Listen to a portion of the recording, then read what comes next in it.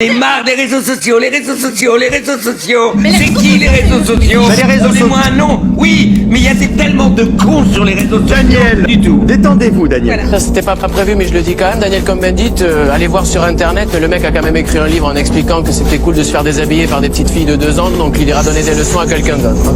Dites bonjour. Est-ce que vous avez essayé de vous renseigner sur les petits-enfants que vous avez à toucher? Est-ce que vous savez ce qu'ils sont devenus? Est-ce que le personnage dont j'ai dit qu'il était pédophile, peu importe son nom, est-ce qu'il l'est ou est-ce qu'il ne l'est pas? Il a écrit dans un livre qu'il l'avait été. Que le pédophile porte plainte en disant qu'il n'est pas pédophile. Est-ce que vous ne croyez pas que vous devriez vous en occuper, vous en préoccuper? Ce sont des vies humaines, ce sont des âmes. Ah, moi, je suis très peureux dans la vie. Oui. Hein, je suis Parce un que, lâche. voyez-vous, vous, quand on vous a accusé de pédophilie, vous n'avez pas gagné vos procès. Personne. On voit pas parce que personne m'a fait un procès, je vois pas pourquoi, mais si ça Pensez-vous vous que vous auriez fait... dû en faire pour diffamation? Ah, mais moi, ça n'était pas de une ma diffamation, vie, c'était madame, la vérité, monsieur Madame, Cohn-Bendit. voilà, vous savez Juste tout. pour terminer. Alors là, Jean-Marie vous Le êtes- Pen, lui, il se fait pas tripoter la braguette par des gamins. J'ai été mis en cause par le pédophile Cohn-Bendit. Et j'ai le droit de répondre. Est-ce que vous n'avez pas une responsabilité? Vous êtes beaucoup dans les médias, vous... Eh bien, mon pote, je te dis, jamais tu seras président de la République. Très bien. Parce que Alors, t'es trop minable. très bien. Trop minable. Je ne suis pas sûr que vous puissiez, vous, employer le mot ignominie. Si. Je peux. Parce qu'il y a, que ça fait partie du parce langage. qu'il y a un certain nombre d'ignominies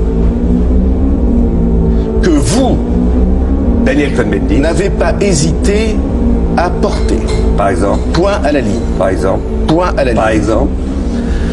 Par exemple, je trouve ignoble, moi, d'avoir poussé et justifié des actes à l'égard des enfants que je ne peux pas J'étais accepter. sûr que tu viens là-dessus. Est-ce qu'il n'y a quand même pas une pensée à avoir pour eux? Vous avez eu des mauvaises pensées, je crois qu'on peut les qualifier de mauvaises pensées, et vous avez agi sur eux, c'est quelque chose... Bon, c'est interdit.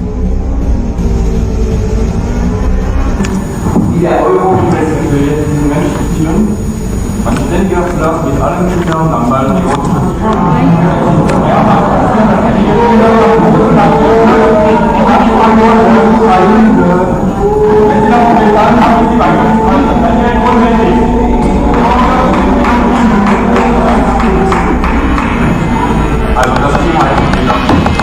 Monsieur, j'ai vraiment l'impression de vous harceler là, mais ce sont des questions qui n'ont pas été... Ja, wie kann das sein, dass Ärzte ohne Grenzen so einen Mensch anlädt, der eigentlich selber von sich sagt, dass er ein Kinderschänder ist, wie Daniel Cohn-Bendit? Und kann man denn denken, dass Ärzte ohne Grenzen die humanitäre Pädokriminalität unterstützt? Pädokriminalität unterstützt. Wie? Die Pädophilie. Ich glaube, dass dieses kein Gremium ist, in dem wir über ein Buch, das vor 30 Jahren erschienen ist und die Diskussion, die es danach gegeben hat, Sogar in die miteinander Zeitung? reden sollten. Ich glaube, dass dies nicht das Thema dieser Veranstaltung ist. Wenn Sie das Bedürfnis aber haben, ich schon. weiß nicht, ob Herr Cohn-Bendit darüber mit Ihnen nachher reden möchte oder nicht. Er hat sich dazu mehrfach geäußert. Ich akzeptiere, dass Sie eine andere Meinung haben. Ich kenne die Kontroverse darum. Donc ce sont des questions auxquelles vous ne voulez pas répondre. Pourquoi est-ce que vous ne mettez pas ça de côté une fois pour toutes? Je casse votre truc. Mais non, ce serait pas bien. Écrire un livre, c'est pas n'importe quoi. Il ne s'agit pas d'une réflexion au coin d'un bar. Il s'agit d'un propos public, d'un écrit public, donc assumé, qui est une vision, une théorisation de ce genre de vision ou de pratique. C'est un livre écrit pour assumer ces pratiques avec des enfants et en faire une théorie. Est-ce que vous pourriez peut-être faire une mise au point dans les médias, une mise au point à venir? Vous allez avoir une responsabilité importante près de l'AREM. Est-ce qu'il ne serait pas temps de faire une mise au point, monsieur? Est-ce que Macron veut que vous lui apportiez les réseaux pédocriminels?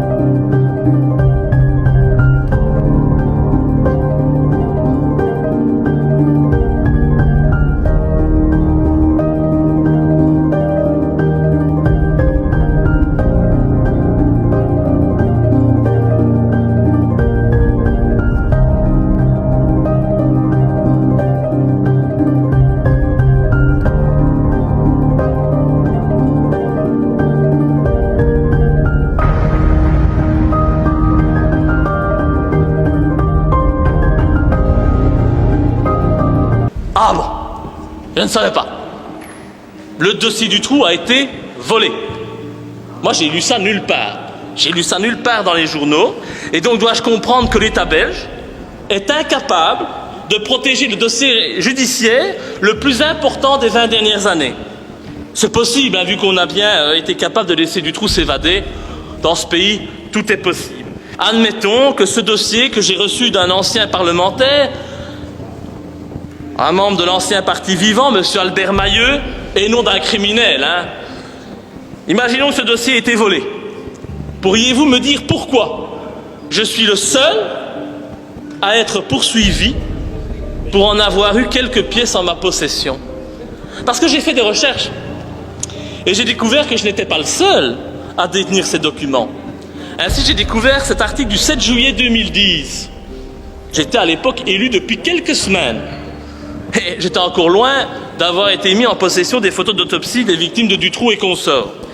Je vais vous lire l'article qui a été publié sur 7 sur 7.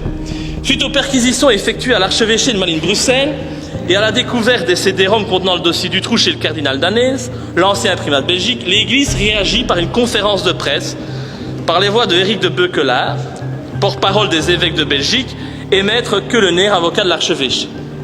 Voici le passage le plus intéressant.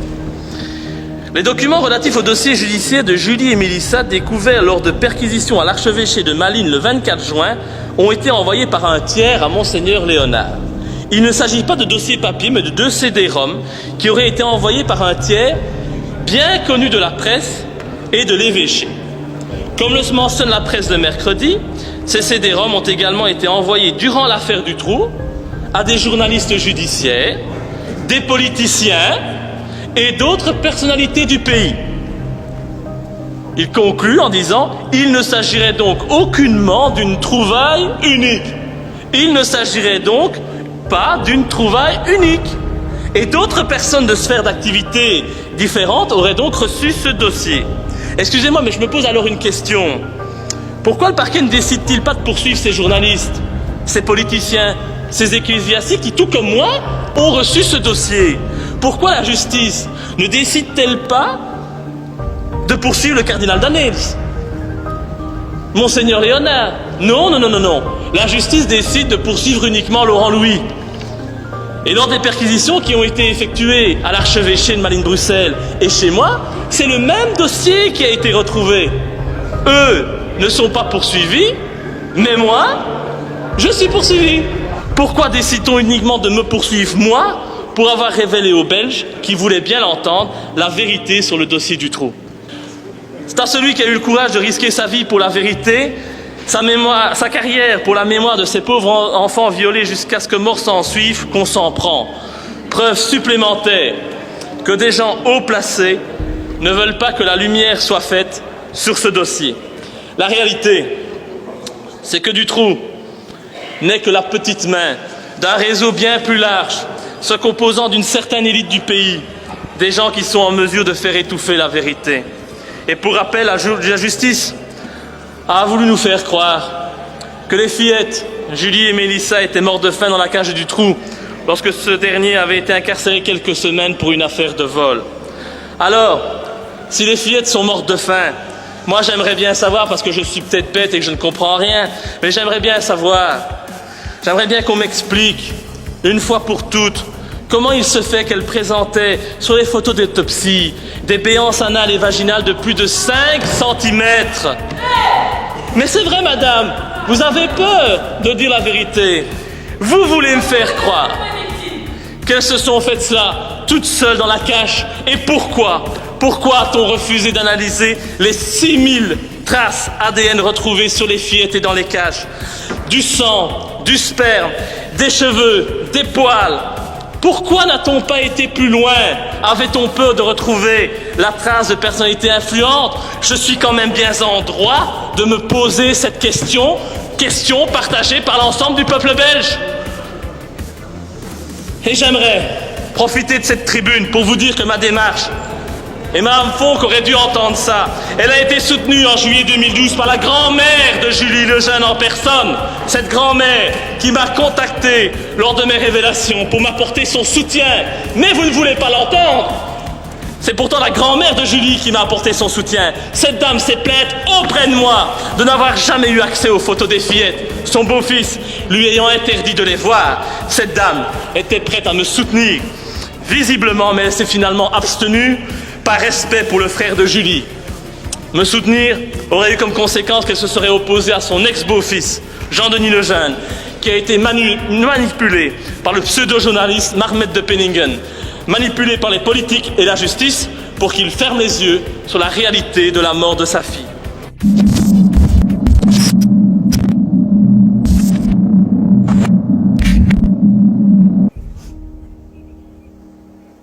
Ah oui, et vous l'avez dit, le Royaume-Uni risque de ne pas s'en remettre. Le pays est en train de démanteler de très vastes réseaux de pédophilie qui ont sévi entre les années 70 et 90 et qui impliqueraient plus de 1400 hommes, dont 261 de ce qu'on appelle ici des high profile, des personnalités en vue.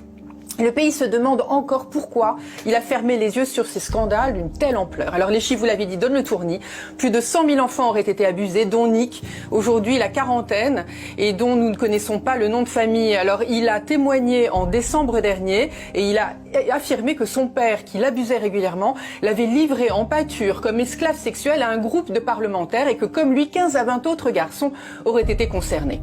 Mais bien d'autres affaires sont en train de remonter à la surface et la police ne cesse de recueillir des nouvelles plaintes sur ces 1433 suspects. Très exactement, 216 sont morts, mais il resterait 76 politiciens, 43 personnes de l'industrie musicale, 135 personnes travaillant à la télévision, la radio ou dans l'industrie du film et 7 dans le monde du sport. Bref, ce scandale intervient dans la foulée de l'affaire qu'on a appelée Jimmy Savile, du nom du présentateur vedette, d'un des présentateurs vedettes de la BBC, dont on a appris après sa mort intervenue en 2011, qu'il avait abusé de centaines d'enfants sans jamais avoir été inquiété. Une affaire de pédophilie hors norme qui secoue le pays. 30 000 personnes sont visées dans l'ouest de l'Allemagne. Donc un réseau de pédocriminalité a été démantelé la semaine dernière et l'enquête est en train de prendre une autre ampleur. Marie Monnier. Dans le viseur de la justice allemande, les destinataires de ces vidéos pédopornographiques et plus largement tous ceux qui participaient à ces groupes de discussion en ligne. Une enquête tentaculaire qui a débuté à l'automne de l'année dernière quand des policiers canadiens alertent leurs homologues allemands. Des contenus pédopornographiques en provenance d'une petite ville proche de Cologne circulent sur Internet. Un homme de 42 ans est interpellé, mais les enquêteurs ne s'arrêtent pas là et remontent la piste de plusieurs milliers de participants qui partageaient leurs méfaits sur Internet. Pour l'heure, au moins 40 victimes ont été identifiées par les autorités dans ce qui pourrait être l'un des plus gros scandales de pédophilie. Des informations précises, concordantes et venues de sources différentes indiquent qu'il existe à Phnom Penh des connexions liées à un réseau de pédophiles meurtriers. En effet, l'extrême précarité de certains enfants des rues, abandonnés par leurs familles, non pris en charge par des autorités défaillantes ou par les ONG, plus ou moins survivants par la prostitution, se droguant par l'inhalation de solvants organiques, fait d'eux des victimes potentielles de ces réseaux. Le mode d'opération est classique. Ces enfants sont amenés plus ou moins consentants et conduits dans un lieu clos isolé. Puis commence leur calvaire. Viol, actes de torture et de barbarie. Puis mise à mort spectaculaire. Éventration, égorgement. Peu après, les meurtriers font disparaître le corps, ce qui est facile dans ce pays. Personne ne se préoccupe de la disparition des jeunes victimes. Ces scènes sont filmées par vidéo, qui sont reproduites en autant de copies que de clients, de par le monde, vers les commanditaires. Il nous a été indiqué en interne que ces cassettes sont commercialisées au prix de 15 000 à 20 000 euros pour 5 minutes de tournage. Ont été remis au commandant de police en poste à l'ambassade de France un stock de films à caractère pédophile, dont certaines avec actes de torture et mise à mort. Une source bien informée nous a indiqué qu'un Français, qui serait un ancien militaire et actuellement travaillant au sein d'une ONG, organiserait la réalisation et l'expédition de ces films. Nos investigations en cours concernant ce réseau vont dans plusieurs directions. Identifier et localiser l'auteur de ces vidéos, déterminer le type de protection dont il dispose en France comme au Cambodge, préciser les ramifications internationales des potentiels clients. J'ai quand même sorti des affaires de pédocriminalité qui impliquent des membres FIFA et internationaux. J'ai l'impression que tout le monde s'en fout, c'est pas très grave. Et aujourd'hui, on a l'institution mère, la FIFA, par l'intermédiaire de la Confédération africaine de foot, qui fait pression sur l'État gabonais pour libérer le président de la fédération, qui a été mis au trou parce qu'il a couvert un réseau pédocriminel. Et ça n'intéresse personne. Donc quand je vois l'affaire Pogba, je me dis oui, c'est un cas parmi toutes les affaires criminelles liées au foot, et à chaque fois on ferme les yeux. Il y a quand même l'affaire Platini-Sepp Blatter qui vient démentir, par exemple, ce type d'accusation, puisqu'elle s'est terminée sur un non-lieu. Enfin, Sepp Blatter, en Haïti, il a quand même reçu une employée comme cadeau sexuel, hein, parce qu'on a publié dans Josimar une enquête. Et il a fait partie en fermant les yeux, en mettant la pression sur M. Martelly, l'ancien président de la République haïtienne, pour garder l'ancien président de la Fédération haïtienne, qui lui a été banni à vie par la FIFA suite à nos enquêtes, pour viol systématique sur mineurs et certaines filles qui ont avorté au centre FIFA d'Haïti, où la FIFA continue de fermer les yeux, parce qu'il y a eu un vrai trafic d'êtres humains, on va être très honnête, qui s'est passé dans leur centre et qui a abouti malheureusement au suicide d'un jeune garçon, M. Bernardin, auquel je tiens à saluer encore la famille, qui suite au viol s'est ôté la vie. Donc on est dans des systèmes, je suis désolé de dire ça, c'est terrible, et je l'ai publié dans le New York Times, dans le Guardian, dans la BBC, donc tout ce que je dis, vous pouvez le retrouver.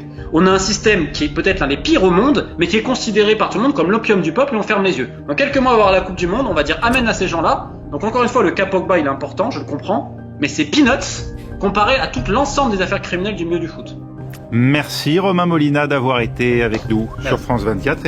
Varier les sources, regarder ce que les autres médias disent sur un sujet. Si aucun journal, aucune chaîne de télé, aucune radio n'a parlé d'une info, eh bien c'est probablement qu'elle est fausse. I will tell you right now, I think that this is probably the best way we could use public funds is to investigate child sexual abuse. A ritualistic child sexual abuse case, that is, in child sex trafficking, that took place over 2 decades from 1990 through 2010. Utah County Sheriff's Office announced yesterday they're investigating claims of ritualistic child sexual abuse from decades ago, and they called for victims and witnesses to come forward. Multiple local and federal law enforcement agencies are investigating ritualistic sexual abuse, also human trafficking of children all over Utah. Well, the Utah County Sheriff's Office opened this case in April 2021, but according to our confidential sources, they are not starting from scratch. Here's what the department is willing to share so far. Reports of ritualistic sexual abuse and human trafficking involving children in at least these 3 areas: Utah County, San Pete County, and Juab County between the years of 1990 and 2010. The Sheriff's Office has not released any other specifics. However, we have learned some of the subjects of this investigation are high-profile individuals. Investigating ritualistic child sex abuse. Information is extremely limited right now. No one has been arrested yet, but authorities say they're starting to make some headway in the case and are hoping by sharing this information, more people come forward. It's hard to believe that somebody would do this to another human being. Sergeant Spencer Cannon says he has never come across a case like this in his career. It's very, very disturbing. Cannon wouldn't get into specifics. You know, it's typically by a group of people, 2 or more people that are involved in it, and not just somebody's uncle or brother or sister or whatever that's involved in individual cases or incidents of abuse, but more of an organized effort. Cannon not commenting on if the organized effort was religious, but confirming victims first started coming forward a few months ago. But we have gotten to the point where we believe we have been able to verify some of the information that we've been told, and that has led us to believe that it's likely that there are others out there who have been victimized and may have been intimidated or threatened into silence, and we want to help them out. That's why the Utah County Sheriff's Office is talking about the case. Within an hour of sending out a press release, Cannon personally has already received 2 calls.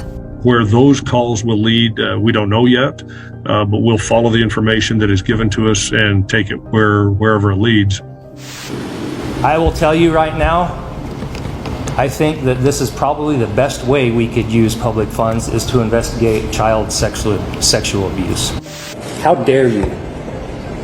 These are victims of crime who have mustered the courage to come forward, and this is what we call them, is mentally ill. There are multiple victims involved in this case, and there are multiple victims corroborating information between their accounts. Again, we won't be intimidated by Mr. Levitt, by his attempts to derail our investigation. We will continue to do our jobs. C'est celle qui a initié les messes noires, c'est une femme qui est Catherine de Monvoisin, dite la Voisin, qui était la femme d'un bonnetier de Bon-Marie et qui avait commencé par être astrologue et chiromancienne. Et on lui demandait, elle demandait beaucoup de procédés pour faire et défaire les mariages. Donc elle faisait des choses, des envoûtements simples, des choses comme ça. Et elle, par exemple, pour faire, elle fabriquait des figures en cire et des cœurs d'animaux sur lesquels elle faisait passer les victimes qu'il fallait séduire. C'est ce qu'elle a fait pour que le président du Ferron soit amoureuse du comte de Prades. On passait dessus. Mais ça c'est compliqué parce que les femmes qui venaient le voir, ils demandaient des crimes. Par exemple, la duchesse du Bouillon vint parce qu'elle souhaitait faire mourir son mari afin d'épouser le duc de Vendôme. Alors, il faut des procédés très spéciaux pour ça. Et alors, elle avait ce voisin qui était une femme tout à fait extraordinaire, qui avait plusieurs amants, dont l'un était le bourreau de Paris, Samson, qui lui fournissait la graisse de pendu pour fabriquer des cierges qu'on brûlait dans les messes noires. Eh bien, la Voisin avait un acolyte, a découvert un acolyte, l'abbé Guibourg, qui était un homme de 70 ans, absolument un véritable scélérat, mais sans scrupules, mais en même temps complètement imprégné de toutes les théories des inquisiteurs. Il connaissait tout de la démonologie et il lui dit que la seule manière le plus efficace d'obtenir quelque chose du diable, c'était de faire une cérémonie sacrilège qui lui plairait, et que cette cérémonie-là, c'était une messe noire, c'est-à-dire une messe complètement à l'encontre des messes rituelles, et qui serait donc liée à la sexualité. Voyez-vous? Et il faut bien dire que l'abbé Guibourg était un abbé en exercice. Il faisait des véritables messes dans les églises de Paris. Et il faisait des messes pour profaner les hosties, d'ailleurs, qui lui servaient dans ces messes noires. Alors, la messe noire, telle qu'elle est organisée, je vais vous dire comment ça se passait.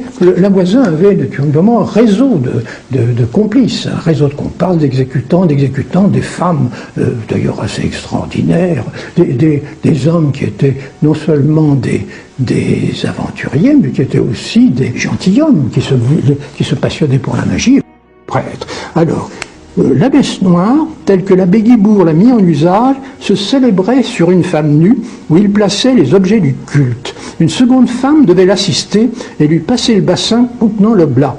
Il commençait l'office à l'endroit du canon, au théigiture. Entre deux consécrations, il faisait une conjuration aux démons Asmodée et Astaroth. Après l'oblation, il disait une invocation exprimant le souhait de la personne en faveur de qui est exécuté le rite. Guibourg inaugura ses premières messes noires vers 1660 dans la cave de la maison d'un orfèvre à la porte Saint-Bernard. Celles sur le ventre desquelles la messe avait été dite étaient toutes nues, sans chemise, sur une table servant d'autel, ayant les bras étendus. Elles tenaient chacune un cierge allumé pendant tout le temps des messes. Le souhait était toujours un souhait plus ou moins de tuer quelqu'un, de tuer le mari, de supprimer un mari, de faire des choses. C'était affreux, c'était vraiment, on se croirait dans un roman du Marquis de Sade, mais ce roman est vécu. J'ai consulté toutes les archives de la Basilique ancienne Salle, ça s'appelle les papiers de la Chambre ardente, c'est absolument, c'est terrible, quoi. Alors, parmi les femmes qui se lèvèrent toutes nues à la messe noire, il y eut la duchesse de Vivonne, espérant ainsi faire mourir Colbert et revenir Fouquet. Là encore, c'était pas seulement des gens du peuple qui le donnaient là-dedans, c'était au contraire les gens de la haute société qui voulaient profiter de cette magie sexuelle noire et diabolique. Alors, je raconte toutes sortes d'anecdotes que j'ai vues, et je dis que le pire, c'est que l'abbé Guibourg recourut à l'infanticide pour augmenter l'efficacité du rituel. Avant l'invocation, il procéda au meurtre d'un enfant dont le sang était recueilli dans le calice et les viscères mis à part.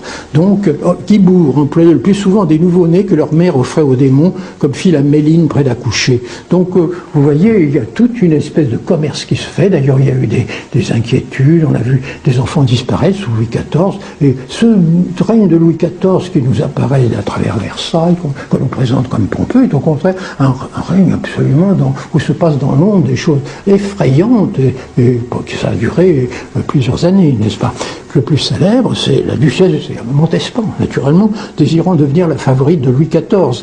Et donc, elle a été sa cliente pendant plus de 5 ans, la cliente de la Voisin, et elle a commencé parce que elle voulait que Louis XIV cesse de s'intéresser à la Vallière. Pour ça, la Voisin lui a donné des poudres d'amour, donné à Louis XIV, donc elle n'a pas du tout commencé par les messes noires. C'est seulement après, un peu plus tard, et la Montespan était très reconnaissante, elle a dit que comme la Vallière a été évincée, elle a considéré ça comme une réussite, comme un triomphe de la Voisin. Et quand Louis XIV s'est intéressé à Madame de Fontanges, alors là, elle a voulu, que c'était très sérieux, elle a voulu aller, qu'il l'élimine, vraiment la faire mourir. Et alors là, Voisin et Guibourg, l'abbé Guibourg lui a dit, il faut faire 5 messes noires. Alors pour ça, elle a consenti, mais la première messe noire, elle n'a pas voulu se prêter elle-même à être nue et à se conserver la messe dessus. Donc c'est une femme qui la représentant qui le faisait. Mais dans la seconde, je le dis, n'est-ce pas, ce fut sur une femme la représentant que l'abbé Guibourg, dans une chapelle privée près de Montlhéry, dit la première messe où il égorgea un enfant qu'il avait acheté un écu à une pauvresse. 15 jours après, il répéta ce genre de cérémonie avec les 2 mêmes participants dans une maison de Saint-Denis. En janvier 1969, alors là, la Montespan intervient. Entre 10h et minuit chez la Vaison, la Montespan laissa célébrer sur elle-même la 3e messe noire, le visage masqué, ses cheveux blonds déroulés, la favorite étendit sa nudité plantureuse sur un mantelas recouvert d'un drap mortuaire, au milieu d'une pièce tendue noire, illuminée par des cierges faits de graisse de pendu. Guibourg, portant un habit sacerdotal blanc, brodé de pommes de pin noires, mit un linge sur le ventre de la Montespan pour accomplir dessus son office habituel, y compris l'égorgement d'un enfant, et lut l'invocation se terminant sur ce vœu que la reine étant répudiée, je puisse épouser le roi. Il restait 2 messes à organiser, mais la Montespan ne voulut pas s'y prêter.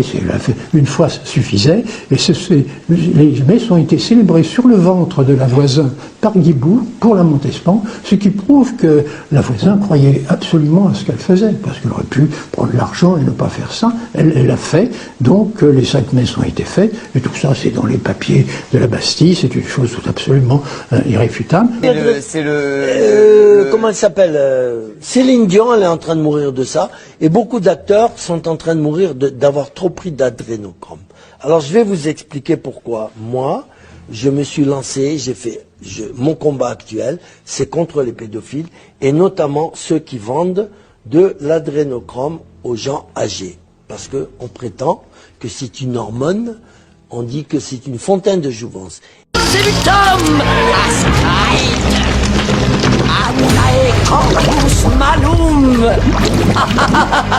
Qu'est-ce qu'il dit?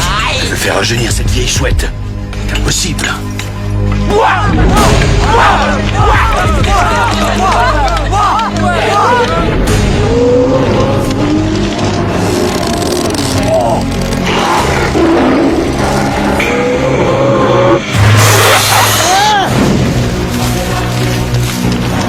Mais où est-elle? Et c'est du comme dire? 1 litre d'adrénochrome peut coûter jusqu'à 200 000 euros. Ok. D'accord. Il n'y a que les gens milliardaires qui peuvent se permettre. Okay. Mais à force d'en prendre, regarde, Céline Dion est en train de mourir. Et il y en a plein. Il y en a plein qui prennent en France et tout, ils se permettent. L'adrénochrome. Alors, comment on l'obtient? Dans une émission, que tu pourras voir avec Mike Borowski et une autre avec François Cardinal, j'ai montré l'endroit où il y a un laboratoire où des petits-enfants de 3 ans sont kidnappés et sont enfermés et attachés. Et on les bat tous les jours, du matin au soir, pour qu'ils crient, pour qu'ils souffrent. Parce que plus les enfants souffrent, et plus l'adrénochrome, le sang des enfants, parce qu'après on leur prend le sang. Tous les soirs, on prend le sang. D'accord? Et on le vend à des riches. Mais il faut que ces enfants souffrent au maximum pour que l'adrénochrome soit de très bonne qualité. Elle va revenir.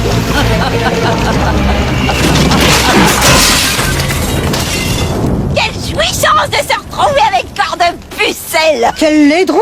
Mais elle était comme ça étant jeune. C'est Caplery, c'est Caplery. En toi, Satani. Plus ils souffrent et plus c'est bon. Tu t'imagines? Des enfants qui ne voient plus jamais le jour.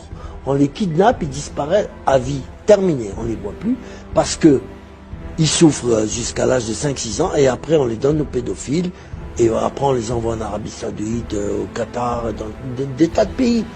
Voilà, même en France, on les loue, on les vend, prostitution jusqu'à un certain âge, après on les tue. C'est-à-dire qu'ils réapparaissent plus. Et ça se passe en France, qui est, moi j'appelle la France pédoland.